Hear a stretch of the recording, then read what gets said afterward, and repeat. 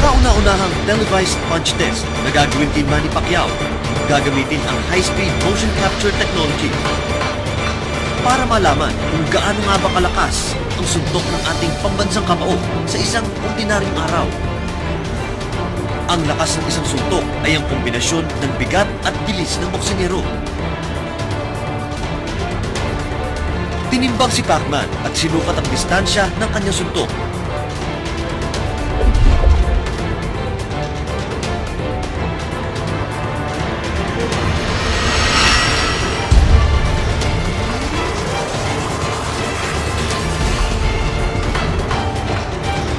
.12 of a second ang bilis ng kamao ni Pacman. Mas mabilis pa sa 0.3 seconds na pagkurap ng mata. Dahil sa kinetic linking, ang pwersa ng suntok ni Manny ay galing sa kanyang buong katawan. Samahan mo pa ito ng bilis ng